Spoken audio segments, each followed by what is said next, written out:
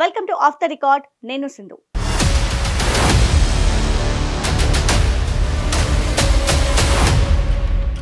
తెలంగాణలో రేవంత్ సర్కార్ను ప్రతిపక్ష బీఆర్ఎస్ పావులు కదుపుతుందా?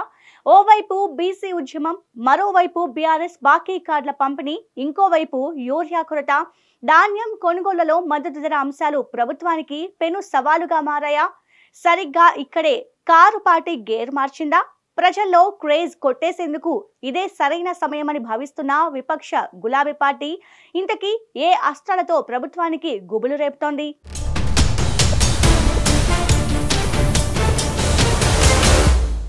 తెలంగాణలో కాంగ్రెస్ పార్టీని, ప్రభుత్వాన్ని సమస్యల వలయం అష్టదిగ్బంధనం చేస్తుంది. చాలా కాలంగా వేధిస్తున్న యూరియా కొరత, ఐకేపీ, పిఎస్సిఎస్ కేంద్రాల్లో తడిసిన ముద్దవుతున్న ధాన్యం, బీసీ రిజర్వేషన్ల అంశం, త్రిపుల్ భూ నిర్వాసితుల అల్టిమేటం, రైతన్నల గోస ప్రభుత్వాన్ని ఇరికాటంలో పడేసింది. అన్నదాతలను సకాలంలో ఆదుకోవడం లేదంటూ ప్రభుత్వంపై దుమ్మెత్తిపోస్తున్నాయి విపక్షాలు. ఇటు రైతుల్లో కూడా అధికార పార్టీపై కొంత వ్యతిరేకత వ్యక్తమవుతుంది. మూలిగే నక్క మీద తాటిపండు పడ్డట్టు బీసీ ఉద్యమం రేవంత్ సర్కార్ను మరింత డ్యామేజ్ చేస్తుంది. బీసీలకు 42% రిజర్వేషన్ల విషయంలో ముఖ్యమంత్రి రేవంత్ స్పష్టమైన వైఖరితో లేరనేది బీసీ సంఘాల వాదన.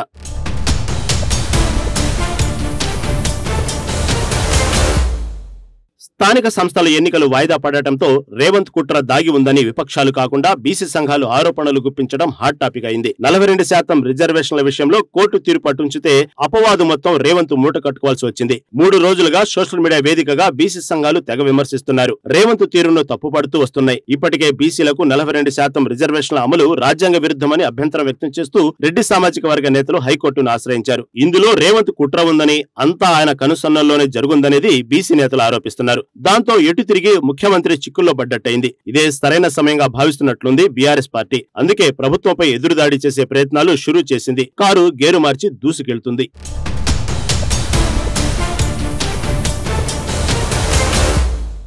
స్థానిక సంస్థల రూపంలో రేవంత్ సర్కార్ను అష్టకష్టాలు చుట్టుముట్టాయి. ఇదే సమయంలో అదును కోసం చూస్తున్న ప్రతిపక్ష బీఆర్ఎస్ పార్టీ ప్రభుత్వంను టార్గెట్ చేస్తూ మరో ఉద్యమానికి శ్రీకారం చుట్టిందనే టాక్ వినబడుతుంది. మాజీ ముఖ్యమంత్రి కేసీఆర్ సమీప అనుచరుడు, మాజీ మంత్రి, సూర్యాపేట ఎమ్మెల్యే జగదీష్ రెడ్డి సొంత సెగ్మెంట్ నుంచే ఈ ఉద్యమాన్ని మొదలుపెట్టింది. కాంగ్రెస్ ప్రభుత్వం 21 నెలల పాలనలో ఫెయిల్ అయిన అంశాలతో ఓ లిస్టు తయారు చేసింది. 6 గ్యారెంటీలు, 420 హామీలంటూ ప్రధానమైన అంశాలను హైలైట్ చేసింది. కాంగ్రెస్ బాకీ కార్డు అంటూ వాటిని ప్రజల్లోకి బలంగా తీసుకెళ్తుంది గులాబీ దళం. ఇక మరోవైపు వారం రోజులుగా సూర్యాపేటలో కాంగ్రెస్ బాకీ కార్డు హల్చల్ చేస్తోంది. కాంగ్రెస్ బాకీ కార్డులను గడప గడపకు తీసుకెళ్తున్నారు కారు పార్టీ నేతలు.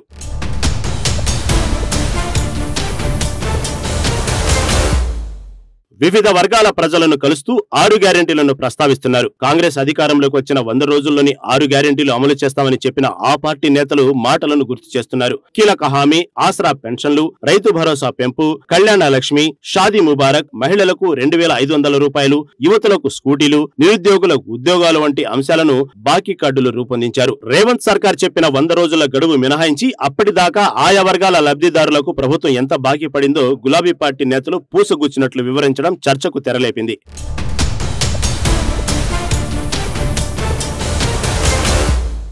సూర్యాపేట నియోజకవర్గంలో పల్లెపల్లెకు, పట్టణంలోని గల్లీ గల్లీకి తిరుగుతూ మరీ కాంగ్రెస్ బాకీ కార్డును ప్రజలకు అందించడం గులాబీ శ్రేణుల్లో ఫుల్ జోష్ తెస్తుండగా ఈ పరిణామం అధికార పార్టీ నేతలను డ్యామేజ్ చేస్తుంది. మరోవైపు బీసీలంతా ఏకమై సర్కారుకు కంటి మీద కునుకు లేకుండా చేస్తున్నారు. మరోవైపు సొంత పార్టీ నేతలు సైతం త్రిపుల్ ఆర్ రూపంలో రైతులను రెచ్చగొడుతున్నారనే చర్చ జరుగుతుంది. సమస్యల వలయంలో కొట్టుమిట్టాడుతున్న కాంగ్రెస్ పరిస్థితి విడవమంటే పాముకి కోపం, కరవమంటే కప్పకు కోపంలా తయారైంది.